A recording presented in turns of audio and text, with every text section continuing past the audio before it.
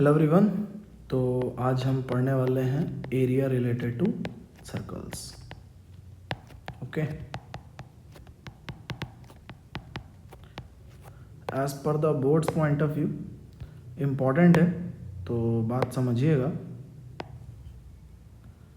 Chapter important है, बहुत आसान सा है, ठीक है।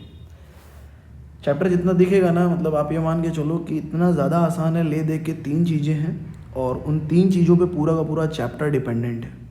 तो मैं तो बस इतना बोलूँगा, 10 मिनट के लिए बात को ध्यान से सुन लो, तुम्हारे 5 से 8 नंबर ईजिली कवर अप हो जाएंगे, ठीक है।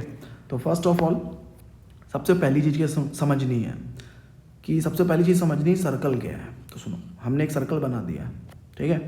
एक सर्कल बना दिया और सर्कल के कुछ बेसिक टर्म्स हैं जो तुम्हें पता होने चाहिए कि इसको बोलते हैं centre of the circle represented by capital O, and the line segment joining the centre of a circle to the point lie at circumference.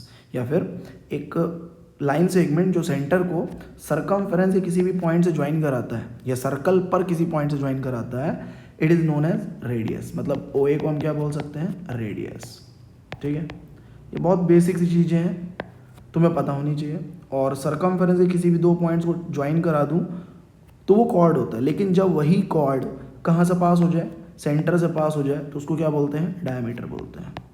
इसको क्या बोलेंगे, इसको बोलेंगे डायमीटर, इसको बोलेंगे डायमीटर, ठीक है। और डायमीटर क्या होती है, लॉन्गेस्ट कॉर्ड होती है।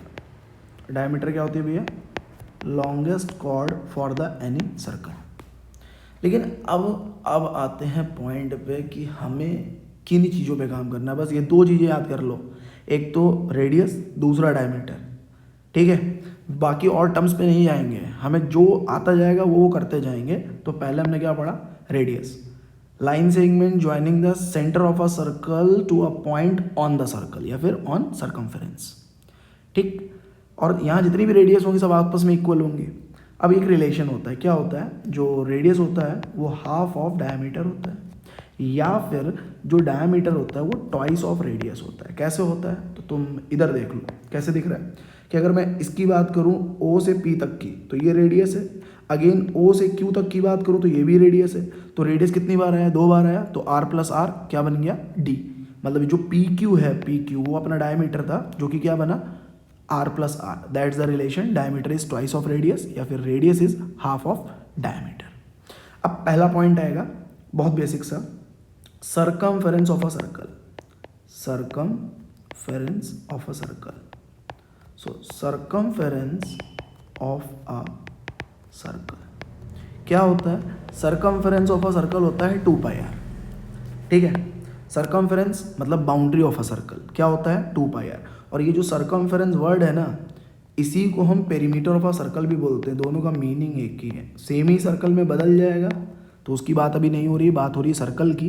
तो पेरीमीटर ऑफ अ सर्कल या फिर सर्कमफेरेंस ऑफ अ सर्कल, दोनों का मीनिंग एक ही होता है, 2πr। अब यहाँ से पहला फॉर्मूला हम कवर अप करने वाले हैं एरिया रिलेटेड टू सर्कल्स का। क्या कवर अप करने वाले हैं, length of the arc, length of the arc. तो यहाँ पर आप सोच रहे हो सर पहले तो ये बताओ आर्क क्या है। तो सुनो, आ जाओ इधर, आर्क क्या है।